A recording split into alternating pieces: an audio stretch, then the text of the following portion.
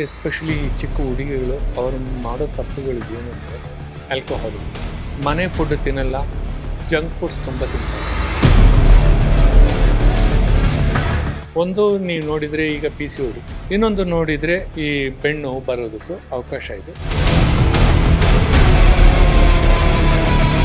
ಮರ್ಮ ಚಿಕಿತ್ಸೆಯಲ್ಲಿ ನಾವು ಏನು ಮಾಡ್ತೀವಿ, ಕೈನಿಂದ ಮ್ಯಾನಿಪುಲೇಷನ್ ಸ್ಟಿಮ್ಯುಲೇಷನ್ ಮಾಡ್ತೀವಿ. ಆ ಪ್ರೆಷರ್ ಕೊಡೋ ಟೈಮಲ್ಲಿ ಅವರು ತಡ್ಕೊಳ್ಳೋದಕ್ಕಾಗಲ್ಲ. ನಾವು ಕೈ ಬಿಟ್ಟ ಮೇಲೆ ಅವ್ರಿಗೂ ನೋವೇ ಇರುತ್ತೆ.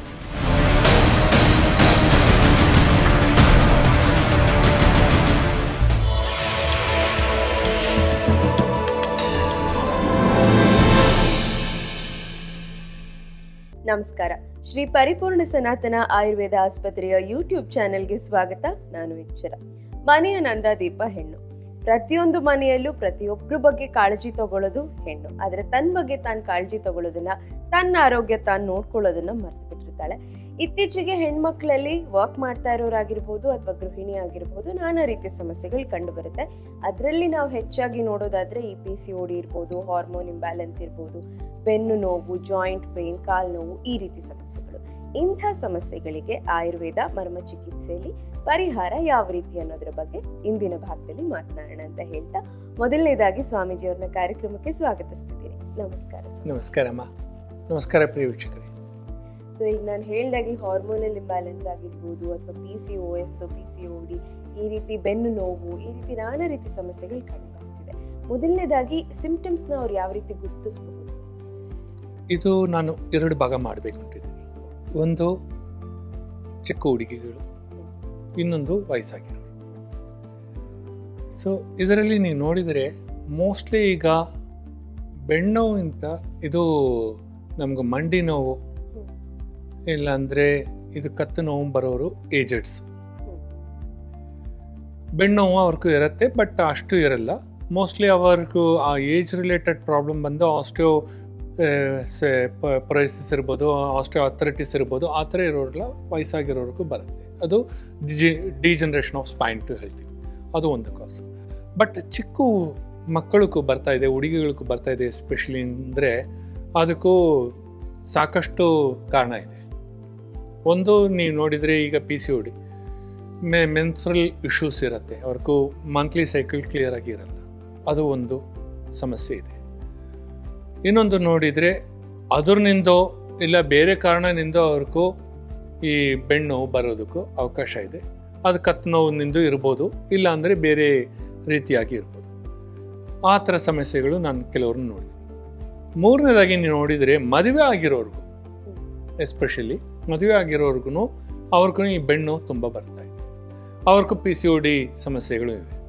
ಸೊ ಕೆಲವರು ಈ PCODನೂ ಅಡ್ರೆಸ್ ಮಾಡ್ತಾ ಇಲ್ಲ PCOSನೂ ಅಡ್ರೆಸ್ ಮಾಡ್ತಾ ಇಲ್ಲ ಅಂದರೆ ಅವ್ರಿಗೂ ಮದುವೆ ಆದಮೇಲೆ ಸಾಕಷ್ಟು ಪ್ರಾಬ್ಲಮ್ಸ್ ಬರೋದಕ್ಕೂ ಅವಕಾಶ ಇದೆ. ಈಗ ಚಿಕ್ಕ ಮಕ್ಕಳು ಅವರೆಲ್ಲ ಹೇಳಲ್ಲ, ಏನೋ ಹೆದರಿಕೆ ಪಡ್ತಾರೆ, ಇಲ್ಲ ಅಂದರೆ ಒಂದು ಹೆಸಿಟೇಷನ್ ಇರುತ್ತೆ ಮನಸ್ಸಲ್ಲಿ, ಅಯ್ಯೋ ನಮ್ಮ ಸಮಸ್ಯೆ ಏನು ಡಾಕ್ಟರ್ಸ್ ಹತ್ರ ಹೇಳ್ಕೊಂಡ್ರೆ ನಾಳೆ ಇದು ಎಲ್ಲರಿಗೂ ಗೊತ್ತಾಗತ್ತೆ, ನನ್ನ ಯಾರು ಮದುವೆ ಮಾಡ್ಕೊಳ್ಳಲ್ಲ, ಈ ಥರ ಒಂದು. ಅದು ಕೆಲಸ ಮಾಡೋರು ಇದರಲ್ಲಿ ನೀವು ನೋಡಿದರೆ ಈಗ ಅಭ್ಯಾಸವನ್ನು ಕೆಲವ್ರಿಗಾಗಿದೆ. ಸ್ಮೋಕಿಂಗ್, ಬೀರ್ ಕುಡಿಯೋದು, ಆಲ್ಕೋಹಾಲಿಕ್ಕು, ಇದೆಲ್ಲ ಭಾಳ ಕಾಮನ್ ಆಗಿದೆ MNC ಕಂಪನೀಸಲ್ಲಿ. ಮನೆ ಫುಡ್ ತಿನ್ನಲ್ಲ, ಜಂಕ್ ಫುಡ್ಸ್ ತುಂಬ ತಿಂತಾರೆ, ಅದರಿಂದ ಸಮಸ್ಯೆಗಳು. ಮೈದಾ ಪ್ರಾಡಕ್ಟ್ಸ್ ಎಷ್ಟು ತಿಂದ್ರೇನು ಅದರಿಂದ ಸಮಸ್ಯೆಗಳು ಅದು ಆಗುತ್ತೆ. ಸ್ಟ್ರೆಸ್ಸು, ಎಲ್ಲ ಒಂದು ಕಾಯಿಲೆಗಳಿಗೂ ಸ್ಟ್ರೆಸ್ಸು ಒಂದು ಕಾರಣ, ಅದು ಇದೆ. ಈಗ ನಾನು ನೋಡಿರೋ ಇದರಲ್ಲಿ ನನ್ನ ಅನುಭವದಲ್ಲಿ ಒಂದು 20 ವರ್ಷದಿಂದ ನಾನು ನೋಡ್ತಾ ಇದ್ದೀನಿ. ಎಸ್ಪೆಷಲಿ ಈ ಚಿಕ್ಕ ಹುಡುಗಿಗಳು ಅವರು ಮಾಡೋ ತಪ್ಪುಗಳು ಏನು ಅಂದರೆ, ತಂದೆ ತಾಯಿ ಕಾಲೇಜ್ಗೂ ಓದಕ್ಕೆ ಕಳಿಸಿದ್ರೆ ಓದಬೇಕು, ಅದು ಬಿಟ್ಟು ಏನೇನೋ ವಿಚಾರಗಳು, ಅದು ಈ ಬಾಲಿವುಡ್ ಹಾಲಿವುಡ್ ಮೂವೀಸ್ನ ನೋಡಿಕೊಂಡು ಅವ್ರ ವಿಚಾರನೇ ಬೇರೆ ಥರ ಆಗ್ತಾ ಇದೆ. ಇದು ಹುಡುಗಿಗಳು ಒಬ್ಬರಿಗೆ ಇಲ್ಲ, ಹುಡುಗರಿಗೂ ಇದು ಸಮಸ್ಯೆಗಳು ಇದೆ.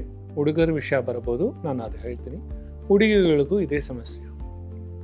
ಅದರಿಂದ ಅವ್ರಿಗೆ ಏನು ಮಾಡ್ತಾರೆ ಅಂದರೆ, first of all college foods ಎಲ್ಲ ನೀವು ನೋಡಿದರೆ ಎಲ್ಲ ಜಂಕ್ ಫುಡ್ಸ್ ತಿನ್ನೋದು, ಈಚೆ ಹೋಗೋದು, ಹೆಚ್ಚಿಗೆ ಪ್ರೋಟೀನ್ಸ್ ತಿನ್ನೋದು, ಬಟ್ ಫಿಸಿಕಲ್ ಆ್ಯಕ್ಟಿವಿಟಿ ಇಲ್ಲ. ನಮ್ಮ ಕಾಲದಲ್ಲಿ ನಾವೆಲ್ಲ ಕಾಲೇಜ್ ಹೋಗಬೇಕು, ಸ್ಕೂಲ್ಗೆ ಹೋಗಬೇಕು, ನಡ್ಕೊಂಡು ಹೋಗೋದು. ಅದರಿಂದ ಫಿಸಿಕಲ್ ಎಕ್ಸಸೈಸ್ ಚೆನ್ನಾಗಿರೋದು.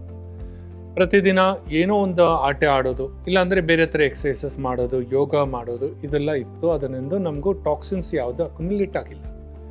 ಈ ಕಾಲದಲ್ಲಿ ಕೂತ್ಕೊಂಡಿರೋ ಜಾಗದಲ್ಲಿ ಎಲ್ಲ ಮಾಡಬೇಕು ಅಂತಿದ್ದಾರೆ. ಇದು ಒಂದು ಸಮಸ್ಯೆ. ನಾವು ಇಲ್ಲಿ ಫಿಟ್ನೆಸ್ ಪ್ರೋಗ್ರಾಮ್ ನನ್ನ ಕಾಲೇಜಲ್ಲೇ ಇಟ್ಟಿದ್ದೀನಿ. ಯಾರು ಮಾಡ್ತಾರೆ? ಬಾಲ ಕಡಿಮೆ. ಇದು ಆಯುರ್ವೇದ ಕಾಲೇಜು. ಇದರಲ್ಲಿ ನೀ ಎಲ್ಲಿ ಬೇಕಾದರೆ ಹೋಗಿ, ಯಾವುದು ಪ್ರಾಂತದಲ್ಲಿ ಹೋಗಿ ಭಾರತದಲ್ಲಿ ಆಯುರ್ವೇದ ಕಾಲೇಜಲ್ಲಿ ಎಲ್ಲ ಕಾಲೇಜಲ್ಲಿನೂ ಯೋಗ ಮಾಡೋದೇ ಇಲ್ಲ, ಧ್ಯಾನ ಮಾಡೋದೇ ಇಲ್ಲ. ಆಯಿತಾ? ಜಂಕ್ ಫುಡ್ ಸಿಗ್ತಾ ಇದ್ದ, ಸಂಡೇ ಬಂದುಬಿಟ್ರೆ ಈಚೆ ಹೋಗಬೇಕು, ಜಂಕ್ ಫುಡ್ ತಿನ್ನಬೇಕು, ಡೊಮಿನೋಸ್ ಪಿಜ್ಜಾ ಈ ಥರ ಬಂದರೆ ಆ ಮೈದಾ ಎಲ್ಲ ಏನು ಮಾಡುತ್ತೆ, ನಿಮಗೂ ಗಟ್ ಇಶ್ಯೂಸ್ ಶುರು ಮಾಡುತ್ತೆ. ಸೆಕೆಂಡು, ವಿಚಾರಣೆಗಳು ಚೆನ್ನಾಗಿರಬೇಕು. ವಿಚಾರಣೆ ಸರಿ ಇಲ್ಲ ಅಂದರೆ, ನೋಡೋ ವಿಚಾರಣೆನೂ ಸರಿ ಇಲ್ಲ, ಯೋಚನೆ ಮಾಡೋ ವಿಚಾರನೂ ಸರಿ ಇಲ್ಲ ಅಂದರೆ ಅದರದ್ದು ಇಶ್ಯೂಸ್ ಎಲ್ಲಿ ಬರುತ್ತೆ? ಲಿವರ್ ಮೇಲೆ ಇಂಪ್ರೆಷನ್ಸ್ ಬರುತ್ತೆ. ಲಿವರ್ ಇಂಪ್ರೆಷನ್ಸ್ ಬಂದುಬಿಟ್ರೆ ಅದು ಥೊರಾಸಿಕ್ ರೀಜನಲ್ಲಿ ಇರೋದನಿಂದ ನಿಮಗೂ ಥೊರಾಸಿಕ್ ಪಾರ್ಟಲ್ಲಿ ನೀವು ನೋಡಿದರೆ ಅದು ಹೊಟ್ಟೆಯಾಗಿರ್ಬೋದು, ಬೆಣ್ಣಾಗಿರ್ಬೋದು, ಇದಕ್ಕೂ ಖಂಡಿತವಾಗಿ ಸಮಸ್ಯೆಗಳು ಉಂಟಾಗುತ್ತೆ. ಇದರಲ್ಲಿ ನೀವು ನೋಡಿದರೆ ಅಬ್ಡಮನ್, ಪೆಲ್ವಿಕ್ ಅಬ್ಡಮನ್, ಎಲ್ಲಿ ನಮ್ಗೆ ಯೂಟ್ರಸ್ ಇದು, ಓವರೀಸ್ ಇದು, ಇಲ್ಲ ಪ್ರಾಸ್ಟೇಟ್ ಇದು, ಈ ಥರ ಇರೋ ರೀಜನ್ಸಲ್ಲಿ ತುಂಬ ಸಮಸ್ಯೆಗಳು ಬರುತ್ತೆ. ಅದರಲ್ಲೇ ಒಂದು ವಿಷಯ, ಮಂತ್ಲಿ ಸೈಕಲ್ ಅವ್ರಿಗೂ ಕ್ಲಿಯರ್ ಆಗಲ್ಲ. ಕಾರಣ ಏನು? ಒಂದು, ನಿಮ್ಮ ತಿಂಡಿ ಸರಿ ಇಲ್ಲ, ಊಟ ಸರಿ ಇಲ್ಲ. ಸೆಕೆಂಡು, ನಿಮ್ಮ ವಿಚಾರಣೆ ಸರಿ ಇಲ್ಲ. ಆಯಿತಾ? ಥರ್ಡ್, ನಿಮ್ಮ ಫಿಸಿಕಲ್ ಎಕ್ಸಸೈಸೇ ಇಲ್ಲ. ಆಯಿತಾ? ಇದರಿಂದ ಒಂದು ಸತಿ ನಿಮಗೂ ಅಬ್ಸ್ಟ್ರಕ್ಷನ್ಸ್ ಬಂದುಬಿಟ್ರೆ ಪೀರಿಯಡ್ ಸೈಕಲ್ಸಲ್ಲಿ ಪ್ರಾಪರಾಗಿ ಒಂದು 30 ಡೇಸ್, ಕೆಲವರೆಗೂ 27 ಡೇಸ್ ಇರಬೇಕು. ಅದು ಬಂದು 35 ಡೇಸ್ ಆಗ್ತಾ ಇದೆ, ಇಲ್ಲ 1.5 ತಿಂಗಳಾಗ್ತಾ ಇದೆ, ಈ ಥರ ಪೋಸ್ಟ್ಪೋನ್ ಆಗ್ತಾ ಇದ್ದರೆ ಅದು ಕೆಲವರು ಬಂದು ಮೆಡಿಕೇಶನ್ಸ್ ತೊಗೊಳ್ತಾರೆ, ಪ್ರಾಮ್ಲೆಟ್ ಅಂಟು ಪೋಸ್ಟ್ಪೋನ್ ಮಾಡೋದು. ಕೆಲವರು ಅದೇ 4 ಟ್ಯಾಬ್ಲೆಟ್ ತೊಗೊಂಡ್ರೆ ಬೇಗ ಆಗುತ್ತೆ ಅಂಟು ಮಾಡ್ತಾರೆ. ಅದೂ ಒಂದು ಕಾರಣ ಇದೆ. ಕಾರಣ ಏನಂದರೆ, ಅವರು ಬಂದು ಒಂದು ಮನೆಯಲ್ಲಿ ಒಂದು ಏನಾದರೂ ಪೂಜೆಗಳು ಇಟ್ಕೊಂಡ್ರೆ, ಇದು ಇವತ್ತು ಬಂದಿದೆ, ನಮಗೂ ಪೀರಿಯಡ್ ಡೇಸಲ್ಲಿ ಬರ್ತಾ ಇದೆ, ಇದು ಪೋಸ್ಟ್ಪೋನ್ ಮಾಡಬೇಕುಂಟು, ಆ ಥರ ಟ್ಯಾಬ್ಲೆಟ್ಸ್ ತೊಗೊಂಡ್ರೇನು ಅದನ್ನು ಪ್ರಾಬ್ಲಮ್ ಬರುತ್ತೆ. ಸೊ ಇದೆಲ್ಲ ಏನಾಗತ್ತೆ ಅಂದರೆ, ಆ ರಕ್ತ ಸಂಚಾಲನ ಯಾವತ್ತು ಕಡಿಮೆ ಆಗಿಬಿಡುತ್ತೋ ಆವತ್ತು ಸಮಸ್ಯೆಗಳು. ಸೊ ಈಗ ನಾನು ಡಿಫ್ರೆಂಟ್ ಪೇಷಂಟ್ಸನ್ನು ನಾನು ನೋಡಿದೆ. ಕೆಲವರು ಪಾಪ ಒಳ್ಳೆ ವಿಚಾರ ಇರುತ್ತೆ, ಒಳ್ಳೆ ನೀನೇ ತಿಂತಾರೆ, ಆದ್ರೂ ಅವ್ರಿಗೂ ಸೈಕಲ್ಸ್ ಆಗಲ್ಲ. ಸೈಕಲ್ಸ್ ಆಗ್ತಾ ಇಲ್ಲ. ಆದ ಕಾರಣ ಏನು ಅಂದರೆ, ಕೆಲವ್ರಿಗೂ ಹಾರ್ಮೋನ್ ಇಂಬ್ಯಾಲೆನ್ಸ್ ಆಗುತ್ತೆ. ಅವರಲ್ಲಿ ಪ್ರೋಟೀನ್ಸ್ ಇರಲ್ಲ, ವಿಟಮಿನ್ಸ್ ಇರಲ್ಲ, ಐರನ್ ಇರಲ್ಲ. ಆ ಥರ ಇದ್ದರೆ ಅವ್ರಿಗೂ ಆ ಸಮಸ್ಯೆಗಳು ಬರ್ಬೋದು. ಆಯಿತಾ? ಕೆಲವರು ಪ್ರೋಟೀನ್ಸ್, ವಿಟಮಿನ್ಸ್, ಐರನ್ಸ್ ಇದ್ರೇನು ಫಿಸಿಕಲ್ ಎಕ್ಸಸೈಸ್ ಇಲ್ಲ, ಅದರಿಂದ ಹಾರ್ಮೋನ್ ಇಂಬ್ಯಾಲೆನ್ಸ್ ಆಗೋದಕ್ಕೂ ಅವಕಾಶ ಇದೆ. ಆಯಿತಾ? ಥರ್ಡ್, ಯೋಚನೆಗಳು. ಆ ಕೆಟ್ಟ ಯೋಚನೆಗಳು ಬಂದುಬಿಟ್ರೆ ಅದೆಲ್ಲ, ಈಗ ನೀವು ಸೀರಿಯಲ್ಸ್ ನೋಡ್ಬೋದು. ನಮ್ಮ ಸೀರಿಯಲ್ಸಲ್ಲಿ ಒಂದು ಸೊಸೆದು ಇರ್ಬೋದು, ಇಲ್ಲ ಅತ್ತೆ ಇರ್ಬೋದು, ಅವ್ರ ಜಗಳಗಳು, ಇದೆಲ್ಲ ನೋಡಿ ನೋಡಿ ನೈಟು ನಿಮ್ಮ ಹಾರ್ಮೋನ್ ಇಂಬ್ಯಾಲೆನ್ಸ್ ಆಗುತ್ತೆ. ಅದೇ ರೀತಿಯಾಗಿ ಒಂದು ಬಾಲಿವುಡ್ ಮೂವಿ ನೋಡಿ ಅವ್ರ ಪ್ರಕಾರನೇ ನಾನು ಇರಬೇಕು, ಅವ್ರ ಪ್ರಕಾರನೇ ಡ್ರೆಸ್ ಮಾಡ್ಕೋಬೇಕು, ಅವ್ರ ವಿಚಾರನೇ ನಾನು ಇಟ್ಕೋಬೇಕು, ಎಲ್ಲರೂ ಐಶ್ವರ್ಯ ಆಗಬೇಕು ಅಂದರೆ ಏನಾಗತ್ತೆ? ಸೊ ಅವರವರ ಪ್ರೊಫೆಷನ್ ಅವರನ್ನು ನೋಡಿ, ನಿಮ್ಮ ಪ್ರೊಫೆಷನ್ ನೋಡಿ. ನಾನು ಯಾವುದು ಪ್ರೊಫೆಷನ್ನ ಒಳ್ಳೆಯದು ಕೆಟ್ಟದ್ದು ಹೇಳ್ತಾ ಇಲ್ಲ. ನೀವು ಪ್ರಕಾರ ಇದ್ದರೆ ಅದು ನಿಮಗೂ ಒಳ್ಳೆಯದು. ನಿಮ್ಮ ಆರೋಗ್ಯನ ನೋಡಿ. ಅವರವರ ಆರೋಗ್ಯ ನೋಡ್ಕೊಂಡಿದ್ದಾರೆ, ನೀವು ನೋಡ್ಕೊಂಡಿದ್ದೀರಾ ಅಲ್ವಾ? ಸೊ ಅದರಿಂದ ಈ ವಿಚಾರನ ಫಸ್ಟ್ ಸ್ಟಾಪ್ ಮಾಡಿ. ಓದೋ ಟೈಮಲ್ಲಿ ಓದಿದರೆ ನಿಮಗೂ ಬೇರೆ ವಿಚಾರ ಬರಲ್ಲ. ಅದ್ರ ಬಿಟ್ಟು ಯಾರೋ ಒಬ್ಬನು ನನ್ನ ನೋಡ್ತಾ ಇದ್ದಾನೆ ಅಂತ ಅವನ ಹಿಂದೆ ಹೋಗಿದರೆ ನಿಮ್ಗೆ ಕಷ್ಟ. ಒಂದಿನ ಅವನು ಪ್ರೀತಿಯಾಗಿ ಇರ್ತಾನೆ, ನೆಕ್ಸ್ಟ್ ಡೇ ಬಿಡ್ತಾನೆ. ಎಲ್ಲರಿಗೂ ಲವ್ ಮ್ಯಾರೇಜ್ ಸಕ್ಸಸ್ಫುಲ್ ಆಗಲ್ಲ. ಆಯಿತಾ? ತಂದೆ ತಾಯಿ ಯಾವುದಕ್ಕೂ ನಿಮ್ಮನ್ನು ಕಳಿಸಿದಾರೋ ಅದು ನೋಡಿ. ಅವ್ರು ನಿಮ್ಗೆ ಹಣ ಕೊಟ್ಟಿದ್ದಾರ, ಒಳ್ಳೆ ತಿನ್ನಿ, ಅದರಿಂದ ನಿಮ್ಮ ಆರೋಗ್ಯ ಚೆನ್ನಾಗಿರುತ್ತೆ. ಫಿಸಿಕಲ್ ಎಕ್ಸಸೈಸ್ ಮಾಡಿ, ಬೆಳಿಗ್ಗೆ 4 ಗಂಟೆ ಎದ್ದು ನೈಟ್ 9 ಗಂಟೆ ಮಲ್ಕೊಳ್ಳಿ. ಅದೆಲ್ಲ ಬಿಟ್ಟು 10:30, 11:30 ಇದು ಮೊಬೈಲ್ ಇಟ್ಕೊಂಡು ಇನ್ಸ್ಟಾಗ್ರಾಮ್ ನೋಡೋದು, ಆಯಿತಾ? ಅದು ಎಲೆಕ್ಟ್ರಾನಿಕ್ ವೇವ್ಸ್ ಎಲ್ಲ ನಿಮ್ಮಲ್ಲಿ ಪಾಸ್ ಆಗೋದು, ಅದು ಹಾರ್ಮೋನ್ ಇಂಬ್ಯಾಲೆನ್ಸ್ ಆಗುತ್ತೆ. ಸೆಲ್ಫಿ ತಗೊಳ್ಳೋದು, ಇದರಿಂದ ನಾನಾ ಸಮಸ್ಯೆಗಳು ಬರೋದು, ಇದೆಲ್ಲ ಅವಶ್ಯಕತೆನಾ? ಇದು ನಾನು ಪ್ರತಿಯೊಂದು ಮಗಳಿಗೂ ಹೇಳ್ತಾ ಇದ್ದೀನಿ, ಅವ್ರ ಕೇಳ್ಕೊಳ್ತಾ ಇಲ್ಲ. ಸೊ ಇದು ಚಿಕ್ಕ ಹುಡುಗರು. ನೆಕ್ಸ್ಟು ಮದುವೆ ಆಗಿರೋರು, ಅವ್ರಿಗೂ ನೋಡಿದರೆ ಸರಿ, ಅದು ಗಂಡಸಾಗಲಿ ಇಲ್ಲ ಹೆಣ್ಸಾಗಲಿ, ಇಬ್ಬರಿಗೂ ಒಂದು ಬುದ್ಧಿ ಇರಬೇಕು. ಒಂದು ಸತಿ ನಾವು ಒಂದು ಮಗು ಹುಟ್ಟಿದೆ, ಅದು ಚೆನ್ನಾಗಿ ಅದನ್ನು ಬಳಸಬೇಕು, ಅದು ಇರಬೇಕು. ಫಿಸಿಕಲ್ ಪ್ಲೆಷರ್ಸ್ ತುಂಬ ಹೋಗಿದರೆ ಅದು ಬೆಂಡ ಮೇಲೇ ಎಫೆಕ್ಟ್ ಆಗುತ್ತೆ, ನಿಮ್ಮ ಲೋಯರ್ ರೀಜನ್ಸಲ್ಲಿ ಎಫೆಕ್ಟ್ ಆಗುತ್ತೆ. ಅದು ಅವ್ರು ಯಾವತ್ತೂ ಯೋಚನೆ ಮಾಡಲ್ಲ, ಮನಸ್ಸಲ್ಲಿ ಇಟ್ಕೊಳ್ತಾರಂದರೆ ಯಾರಿಗೂ ಗೊತ್ತಾಗಿದ್ರೆ ಅದು ತಪ್ಪಾಗ್ಬಿಡುತ್ತೆ, ಡಾಕ್ಟರ್ಸ್ ಗೊತ್ತಾಗ್ಬಿಟ್ರೆ ತಪ್ಪಾಗ್ಬಿಡುತ್ತೆ, ಅದರಿಂದ ಆಪ್ರೇಷನ್ ಮಾಡ್ಕೊಳ್ತೀವಿ. ಆಪ್ರೇಷನ್ ಮಾಡಿದರೆ ಯಾರಿಗೂ ಗೊತ್ತಾಗಲ್ಲ. ಈ ಥರ ನೀವು ಒಂದು ಮುಚ್ಚಿಬಿಟ್ಟು ಮಾಡೋದ್ರಿಂದ ಆಪ್ರೇಷನ್ ಮಾಡಿದ ಮೇಲೆ ಅದರದ್ದು ಇಂಪ್ಯಾಕ್ಟ್ಸ್ ಯಾವ ಥರ ಬರುತ್ತೆ ಅದು ನೀವು ಯಾವತ್ತೂ ಯೋಚನೆ ಮಾಡಿಲ್ಲ. ಆ ಥರ ಪೇಷಂಟ್ಸು ನಮ್ಮ ಹತ್ರ ತುಂಬ ಬಂದಿದ್ದಾರೆ. ಅದಕ್ಕೆ ಪೋಸ್ಚರೇ ಕಾಣಿಸುತ್ತೆ, ಸ್ಪೈನ್ ಪೋಸ್ಚರಲ್ಲಿ ನಾವು ಹೇಳ್ಬಿಡ್ತೀವಿ ಅವ್ರಿಗೆ ಯಾವ ಥರ ಇರುತ್ತೆ, ಆಯಿತಾ? ಆ ಕರ್ವೇಚರ್ ನೋಡಿ ನಾವು ಹೇಳ್ತೀವಿ. ಆ ಥರ ತುಂಬ ಜನ ಬಂದಿದ್ದಾರೆ. ಅದಕ್ಕೆ ನಾವು ಕೇಳಿದರೆ ಅವ್ರು ಒಪ್ಕೊಳ್ಳಲ್ಲ, ಆಗಿರೋದು ಸತ್ಯ. ಆವತ್ತು ನಾನು ಏನು ಮಾಡ್ತೀನಿ, ಗಂಡರನ್ನ ಕಳಿಸಿ ಅವನ್ನ ಬೈತೀನಿ. ಈ ಥರ ನೀವು ಮಾಡ್ತಾ ಇದ್ದರೆ ಅವಳನ್ನ ಒಂದು ತಾಯಾಗಿ ನೋಡ್ತಾ ಇಲ್ಲ ಅಂದರೆ, ಹೆಂಡತಿ ಒಂದೇ ಟೈಮಲ್ಲಿ ಇರಬೇಕು, ಮಿಕ್ಕಿದ ಟೈಮ್ ಅವಳ ಮಗಳಾಗಿ ನೋಡಿ, ಒಂದು ಅಕ್ಕನ ತಂಗಿಯಾಗಿ ನೋಡಿ, ಒಂದು ತಾಯಾಗಿ ನೋಡಿ ಆ ಪಾತ್ರನ ಅವಳು ನಿಭಾಯಿಸ್ತಾ ಇದ್ದಾಳಲ್ವಾ, ಅದು ಬಿಟ್ಟು ನೀವು ಎಂಜಾಯ್ ಮಾಡಬೇಕು ಅಂದರೆ ಅವಳಿಗೆ ಸಮಸ್ಯೆ ಬಂದುಬಿಟ್ರೆ ಮನೆಯೇ ಇರಲ್ಲ. ಅದು ನೋಡ್ತಾ ಇಲ್ಲ. ಆ ಥರ ಪೇಷಂಟ್ಸ್ ನನ್ನ ಹತ್ರ ತುಂಬ ಬಂದಿದ್ದಾರೆ, ಆಯಿತಾ? ಅದು ಹೇಳಿದ್ವಿ. ಇದು ಬಿಟ್ಟು ಬೇರೆ ಏನಾವುದು ಅವ್ರಿಗೆ ಸಮಸ್ಯೆ ಆಗ್ಬೋದು ಅಂದರೆ, ಹಾರ್ಮೋನ್ ಬ್ಯಾಲೆನ್ಸ್ ಬಿಟ್ಟು ಬೇರೆ ಏನಾದರೂ ಸಮಸ್ಯೆ ಆಗ್ಬೋದು ಅಂದರೆ ಫಾರಿನ್ ಬಾಡೀಸ್ ಯಾವತ್ತಾவது ವೈರಸ್ ಬಂದು ಅಟ್ಯಾಕ್ ಆಗಿದ್ರೆ, ಕೋವಿಡ್ ಥರ ಏನಾದರೂ ಬಂದು ಅಟ್ಯಾಕ್ ಆಗಿದ್ರೆ, ಟೈಫಾಯ್ಡ್ ನ್ಯೂಮೋನಿಯಾ ಆಗಿದ್ರೆ ಖಂಡಿತವಾಗಿ ಅದು PCOS PCOD ಕೇಸಸ್ ಬರ್ಬೋದು.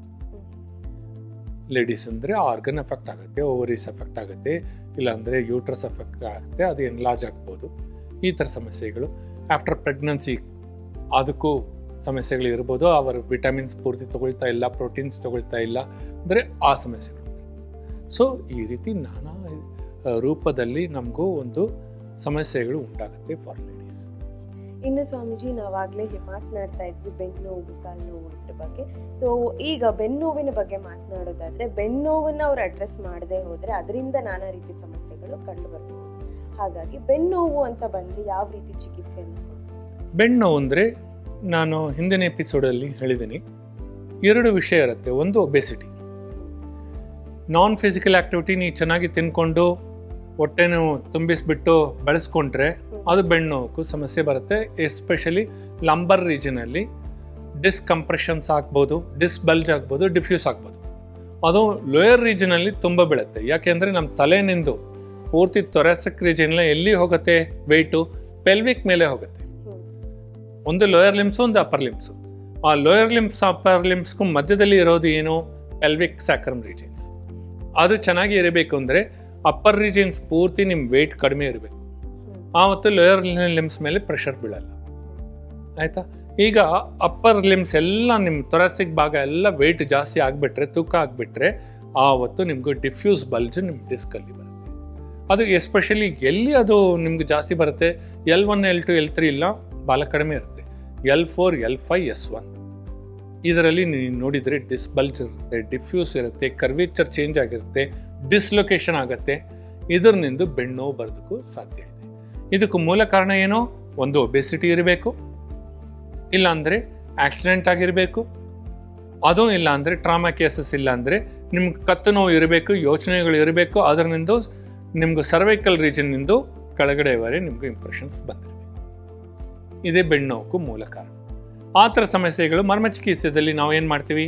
ಯಾವ ಥರ ಒಂದು ಕತ್ತನ್ನು ಟ್ರ್ಯಾಕ್ ಮಾಡ್ತಾರೋ, ಅಲಪತಿಯಲ್ಲಿ ಟ್ರ್ಯಾಕ್ಷನ್ ಕೊಡ್ತಾರೋ, ಅದೇ ರೀತಿಯಾಗಿ ನಾವು ಕೈನಿಂದ ಮ್ಯಾನಿಪುಲೇಷನ್ ಸ್ಟಿಮ್ಯುಲೇಷನ್ ಮಾಡ್ತೀವಿ. ಈಗ ಟ್ರ್ಯಾಕ್ಷನ್ ಅಂತ ನಾನು ಹೇಳಿದ್ದೀನಿ, ಒಂದು ಮಿಷಿನ್ ಟ್ರ್ಯಾಕ್ಷನ್ಸ್ ಮಾಡೋದು ಇದೆ.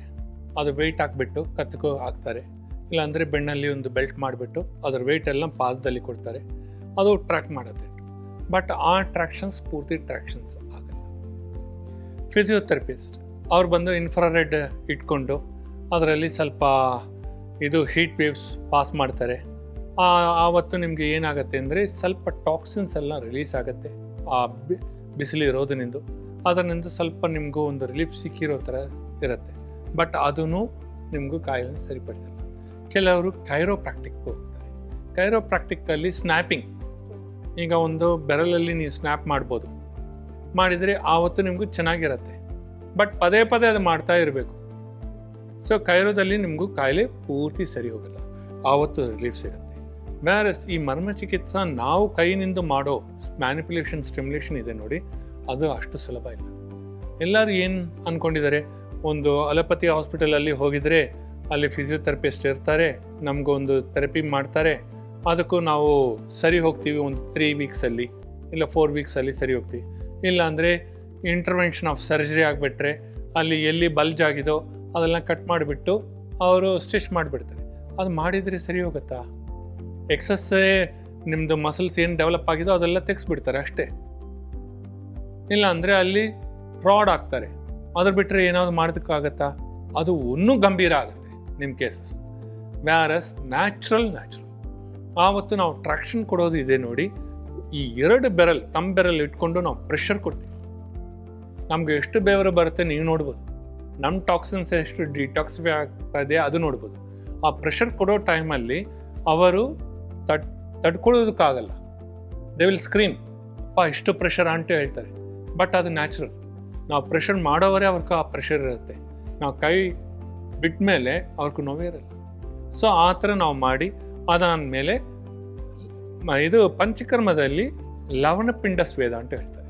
ಲವಣ ಅಂದರೆ ಸಾಲ್ಟ್, ರಾಕ್ ಸಾಲ್ಟ್.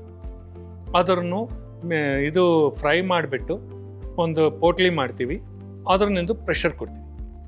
ಆ ಪ್ರೆಷರ್ ಕೊಟ್ಟರೆ ಎಲ್ಲಿ ಕಂಪ್ರೆಷನ್ ಆಗಿದೋ ಆ ಡಿಸ್ಕು ಸ್ವಲ್ಪ ಡಿಕಂಪ್ರೆಸ್ ಆಗುತ್ತೆ, ಬಲ್ಜ್ ಇದೆ ಅದು ಕಡಿಮೆ ಆಗುತ್ತೆ. ಈಗ ಏನಿಲ್ಲ, ಮನೆಯಲ್ಲಿ ನೀವು ಏನು ಮಾಡ್ತೀರಾ, ಸ್ವಲ್ಪ ಎಲ್ಲಾದು ನಿಮ್ಮ ಕತ್ತಲ್ಲಿ ಸ್ವಲ್ಪ ಬಲ್ಜ್ ಆಗಿದ್ರೆ ಏನು ಮಾಡ್ತೀರಾ, ಏನೋ ಹೋಮ್ ಟೇಷನ್ ಇಟ್ಕೊಳ್ತೀರಾ, ಹಾಟ್ ವಾಟರ್ ಬ್ಯಾಗ್ ಇಟ್ಕೊಳ್ತೀರಾ, ಆಯಿತಾ?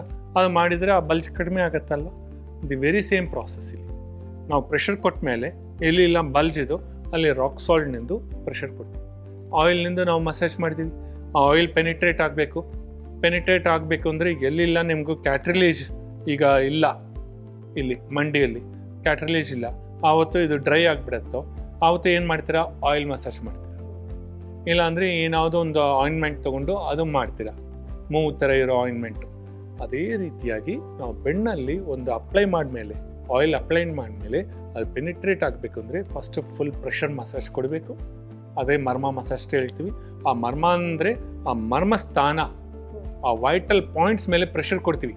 ಆ ಪ್ರೆಷರ್ ಕೊಟ್ಟರೆ ಅಬ್ಸ್ಟ್ರಕ್ಷನ್ಸ್ನು ಕ್ಲಿಯರ್ ಮಾಡುತ್ತೆ, ಬ್ಲಡ್ ಸರ್ಕ್ಯುಲೇಷನ್ ಆಗುತ್ತೆ. ಎಲ್ಲಿ ಬಲ್ಜ್ ಆಗಿದೋ ಅದು ಲವಣಪಿಂಡ ಸ್ವೇದ ಅಂತ ಅವ್ರಿಗೂ ಪ್ರೆಷರ್ ಕೊಡ್ತೀವಿ. ಅದರಿಂದ ಆ ಬಲ್ಜ್ ಕಡಿಮೆ ಆಗುತ್ತೆ. ಅದು ಆದಮೇಲೆ ಅವಗಾಧ ಸ್ವೇದ, ಅದು ಒಂದು ಟಬ್ಬಲ್ಲಿ ಕೂರಿಸ್ಬಿಡ್ತೀವಿ, ಬಿಸಿ ನೀರು ಇರುತ್ತೆ. ಇಲ್ಲ ಅಂದರೆ ಸ್ಟ್ರೀಮಿಂಗ್ ಕೊಡ್ತೀವಿ. ಆ ಸ್ಟ್ರೀಮಿಂಗ್ ಕೊಟ್ಟರೆ ಅದು ಏನಾಗುತ್ತೆ, ಬೇವರು ಬಂದುಬಿಡುತ್ತೆ. ಎಲ್ಲೆಲ್ಲ ಬಲ್ಜ್ ಆಗಿ ಟಾಕ್ಸಿನ್ ಥರ ಫ್ಯಾಟ್ಸ್ ಕಲೆಕ್ಟ್ ಆಗಿದೋ ಅದೆಲ್ಲ ಕಡಿಮೆ ಆಗಿ ಈಚೆ ಬರುತ್ತೆ. ಸೊ ಇದನ್ನೇ manipulation and stimulation techniques of ಮರ್ಮ ಅಂತ ಹೇಳ್ತೀವಿ. ಇದರಿಂದ ಅವ್ರಿಗೂ 5 ದಿನ ನಾವು ಮಾಡಿದ ಮೇಲೆ ನೀವು ನೋಡ್ಬೋದು, ಅವರು ಪೂರ್ತಿ ಬಗ್ಬೋದು, ಮುಂದೆ ಹಿಂದೆ ಬಗ್ಬೋದು, ನಡ್ಕೊಂಡು ಹೋಗ್ಬೋದು, ಯಾವ ಸಮಸ್ಯೆಗಳು ಬರಲ್ಲ.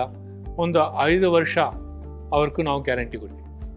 ಆದರೆ ಅವ್ರು ಏನು ಮಾಡಬೇಕು, ಪ್ರತಿದಿನ ವಾಕ್ ಮಾಡಬೇಕು, ಫಿಸಿಕಲ್ ಎಕ್ಸಸೈಸಸ್, ಸ್ವಲ್ಪ ಯೋಗ ಮಾಡಬೇಕು. ಇದೆಲ್ಲ ಮಾಡ್ತಾ ಇದ್ದರೆ ಅವ್ರು ಸುಮ್ಮನೆ ಕೂತ್ಕೊಂಡು ಈಗ ಸರಿ ಹೋಗಿದೆ ನಾನು ಈ ಥರನೇ ಇರ್ತೀನಿ ಅಂದರೆ 1 ವಾರ ಆದಮೇಲೆ ಎಗೇನ್ ಅಲ್ಲೇ ನೋವು ಬರುತ್ತೆ. ಕಾರಣ ಏನು, ಒಂದು ಸೀಸ್ನಲ್ ಇಂಪ್ಯಾಕ್ಟ್ಸು ಒಂದು ಇರುತ್ತೆ. ಈಗ ಮಳೆಕಾಲ ಬಂತು, ಇಲ್ಲ ವಿಂಟರ್ ಸೀಸನ್ಸ್ ಈ ಟೈಮ್ ಬಂತು, ಧನುರ್ಮಾಸ, ಆವತ್ತು ಏನಾಗುತ್ತೆ, ಎಲ್ಲಿ ನಿಮಗೂ ಏಟು ಬಿದ್ದಿದೋ ಇಲ್ಲ ಒಂದು ನೋವಿದೋ ಅದು ಇನ್ನೂ ಸಾಲಿಡ್ ಆಗುತ್ತೆ. ಆವತ್ತು ಚಳಿಗಾಲದಲ್ಲಿ ಆ ಗಾಳಿ ನಿಮ್ಮ ಮೇಲೆ ಇದು ಅದೇನು ಏರ್ ನಿಮ್ಮ ಮೇಲೆ ಪಾಸ್ ಆಗೋ ಟೈಮಲ್ಲಿ ಅಲ್ಲಿ ರಕ್ತ ಸಂಚಲನ ಕಡಿಮೆ ಆಗುತ್ತೆ. That will turn into solid. ಆವತ್ತು ನೋವು ಬರೋದಕ್ಕೂ ಶುರು ಆಗುತ್ತೆ, ಆ ಬ್ಲಡ್ ಸರ್ಕ್ಯುಲೇಷನ್ ಸ್ಟಾಪ್ ಆಗುತ್ತೆ. ಆವತ್ತು ನನಗೆ ಅಗೇನ್ ಬಂದಿದೆ ಅಂತ ಹೇಳಿದರೆ ಆಗಲ್ಲ.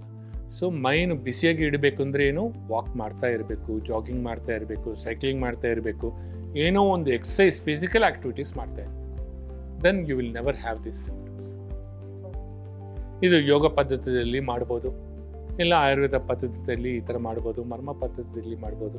ಯೋಗ ಇಮಿಡಿಯೇಟ್ ಮಾಡೋದಕ್ಕಾಗಲ್ಲ, ಒನ್ಸ್ ಇದು ಟಾಕ್ಸಿನ್ಸ್ ಎಲ್ಲ ಕ್ಲಿಯರ್ ಆಗಿ ರಕ್ತ ಸಂಚಲನ ಸರಿ ಇದ್ದರೆ ನೀವು ಅದಾದಮೇಲೆ ಯೋಗ ಪ್ರಾಕ್ಟೀಸ್ ಮಾಡಿ you will be fine for it. ಧನ್ಯವಾದಗಳು ಸ್ವಾಮೀಜಿ. ಮಹಿಳೆಯರಿಗೆ ಕಾಣಿಸುವಂತಹ ನಾನಾ ರೀತಿ ಸಮಸ್ಯೆಗಳಿಗೆ ಮರ್ಮ ಚಿಕಿತ್ಸೆಯ ಮೂಲಕ ಪರಿಹಾರ ಕಂಡುಕೊಳ್ಬಹುದು ಅನ್ನೋ ಬಗ್ಗೆ ತಿಳಿಸ್ಕೊಟ್ರಿ. ನಮಸ್ಕಾರ, ಧನ್ಯವಾದ. ವೀಕ್ಷಕರೇ, ನೋಡಿದ್ರಲ್ಲ, ಮುಟ್ಟಿನ ಸಮಸ್ಯೆಗಳಾಗಿರ್ಬೋದು ಅಥವಾ ಮುಟ್ಟು ನಿಂತ ನಂತರ ಬರುವಂಥ ಸಮಸ್ಯೆಗಳಾಗಿರ್ಬೋದು, ಹಾರ್ಮೋನ್ ಇಂಬ್ಯಾಲೆನ್ಸ್, ಬೆನ್ನೋವು, ಈ ರೀತಿ ನಾನಾ ರೀತಿ ಸಮಸ್ಯೆಗಳಿಗೆ ಮರ್ಮ ಚಿಕಿತ್ಸೆಯ ಮೂಲಕ ನೀವು ಸಂಪೂರ್ಣವಾದ ಪರಿಹಾರವನ್ನು ಕಂಡುಕೊಳ್ಬೋದು ಅಂತ ಹೇಳ್ತಾ ಮತ್ತಷ್ಟು ವಿಷಯಗಳ ಬಗ್ಗೆ ಮುಂದಿನ ಸಂಚಿಕೆಯಲ್ಲಿ ಮಾತನಾಡೋಣ. ನಮಸ್ಕಾರ.